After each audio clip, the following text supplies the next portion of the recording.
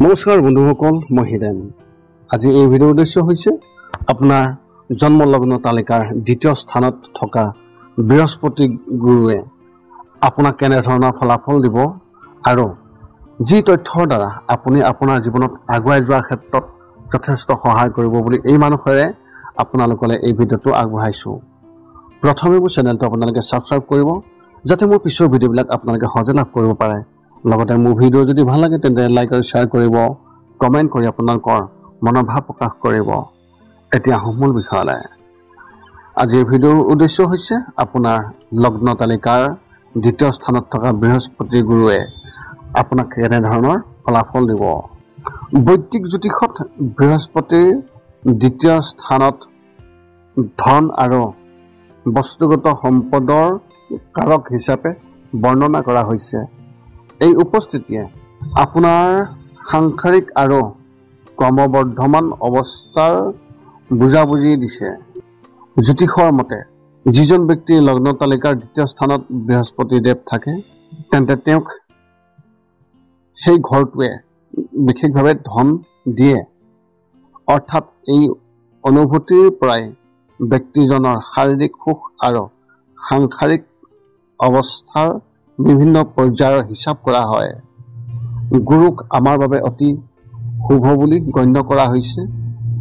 ই সেই ব্যক্তিসকলক কেৰিয়াৰ আৰু ধন সম্পত্তিৰ সৈতে জড়িত তথ্যৰ সূচক। ৰাশিফলত বৃহস্পতিৰ অনুকূল অৱস্থানৰ বাবে সেই ব্যক্তিজনে তেওঁৰ জীৱনৰ ধৰ্ম, দক্ষ, জ্ঞান আৰু সন্তানৰ সৈতে জড়িত সুখ লাভ কৰায়। যদি কোনো ব্যক্তিৰ লগ্ন তালিকাৰ দ্বিতীয় স্থানত বৃহস্পতি দেৱৰ অৱস্থান থাকে, তেন্তে সেই ব্যক্তিজনৰ অৰ্থনৈতিক অৱস্থা খুবেই ভাল হয়। বৃহস্পতিৰ শুভ প্ৰভাৱৰ লগে লগে ব্যক্তিজনে ধন উপাৰ্জনৰ বহু উৎস বিচাৰি পায় আৰু গুৰুক ধনৰ কাৰক বুলি গণ্য কৰা হয়। গতিকে এনে ব্যক্তিয়ে নিজৰ জ্ঞানৰ বলত ধন সংগ্ৰহ বৃদ্ধি কৰে। এই ঘৰত বহি থকা গুৰুজনাৰ প্ৰভাৱত যদি ব্যক্তিজন এজন ব্ৰাহ্মণ হয়, তেন্তে তেওঁ ৰীতি নীতি আৰু অন্যান্য ধৰ্মীয় কামৰ পৰাও ধন উপাৰ্জন কৰে।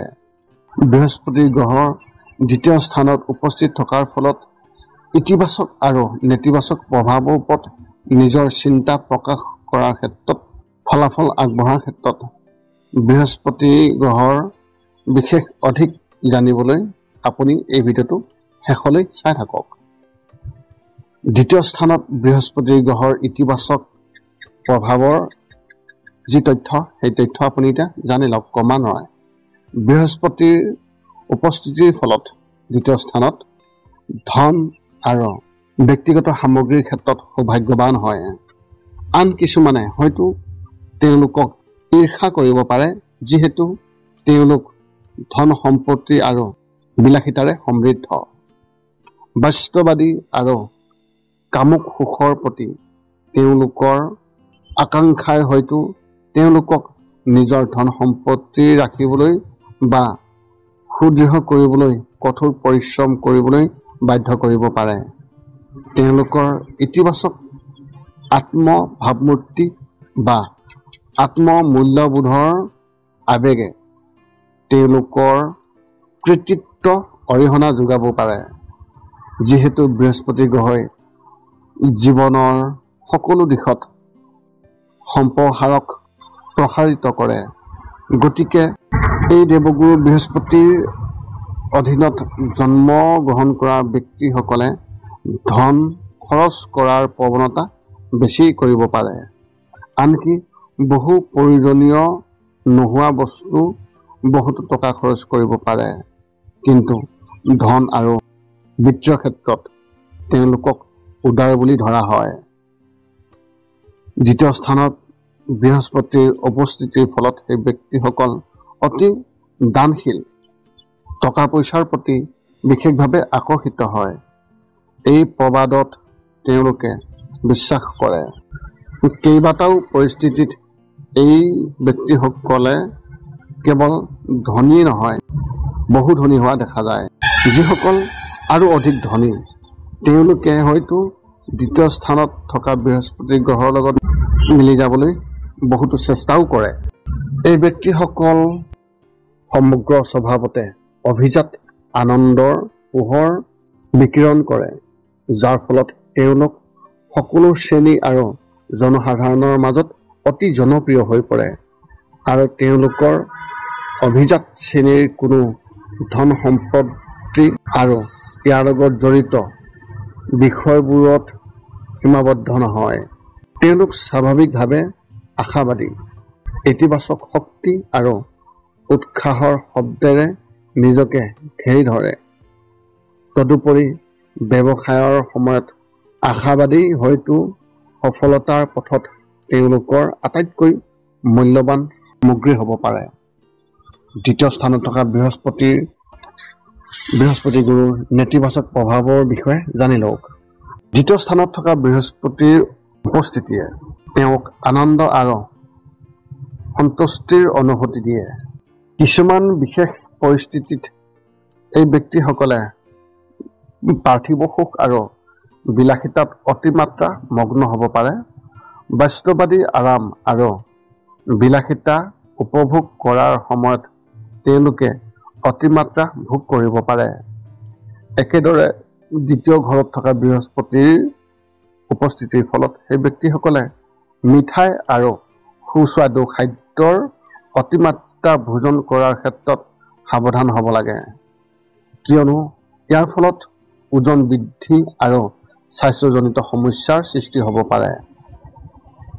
যদি তেওঁলোকে নিজৰ ভোক নিয়ন্ত্ৰণ কৰিব পাৰে তেন্তে তেওঁলোকে বৃহস্পতি গুৰুক সীমিত কৰি নিজৰ সৌভাগ্য বৃদ্ধি কৰিবলৈ সক্ষম হ'ব পাৰে। এই পৰামৰ্শ কেৱল প্ৰতীকী নহয়, যিহেতু দ্বিতীয় স্থানত বৃহস্পতিৰ উপস্থিতিয়ে সেই ব্যক্তিসকলক ডায়েবেটিছৰ দৰে শ্ৰেণীৰ লগত জড়িত ৰোগসমূহ নিয়ন্ত্ৰণ কৰাত সহায় কৰিব পাৰে। যদি আপোনাৰ দ্বিতীয় স্থানত থকা বৃহস্পতি গুৰুৰ নেতিবাচক দিশৰ পৰা সকাহ পাব বিচাৰে তেন্তে আপুনি ৰিমেডি ল'ব পাৰে। দ্বিতীয় স্থানত বৃহস্পতিৰ নেতিবাচক প্ৰভাৱৰ পৰা মুক্তি পাবলৈ আপোনালোকে আপোনালোকৰ সৰ্বোত্তম প্ৰতিকাৰ লাভ কৰিব পাৰিব। দ্বিতীয় স্থানত বৃহস্পতি গুৰুৰ যি উপসংহাৰ, সেই উপসংহাৰৰ বিষয়ে জানি লওক। দ্বিতীয় স্থানত থকা বৃহস্পতিয়ে সেই ব্যক্তিসকলক বহু সমৃদ্ধি আৰু প্ৰচুৰতা প্ৰদান কৰে আৰু সেই ব্যক্তিসকল সকলো সময়তে আনন্দ উপভোগ কৰাই নহয়, ভাল পাব আৰু শলাগ ল'ব। তথাপিও এই সুবিধাসমূহৰ ওপৰত নিৰ্ভৰ কৰি সেই ব্যক্তিসকলেই বিকাশ কৰা উচিত নহয়। সাংসাৰিক আনন্দত অতিমাত্ৰা ভোগ কৰাৰ লগতে অস্বাস্থ্যকৰ আহাৰ গ্ৰহণ কৰাৰ পৰা বিৰত থাকিব লাগিব। এই আছিল আপোনাৰ লগ্ন তালিকাৰ দ্বিতীয় স্থানত থকা বৃহস্পতি গুৰুৰ ফলত কেনেধৰণৰ ফলাফল লাভ কৰিব। আৰু যদি মোৰ ভিডিঅ'টো ভাল লাগিল তেন্তে চেনেলটো ছাবস্ক্ৰাইব কৰি থ'ব, যাতে আমি পুনৰ অন্য এটা ভিডিঅ'ত আপোনাৰ লগত সম্পৰ্ক স্থাপন কৰিব পাৰোঁ। পুনৰ লগ পাম অন্য এটা ভিডিঅ'ত। আজিলৈ ধন্যবাদ।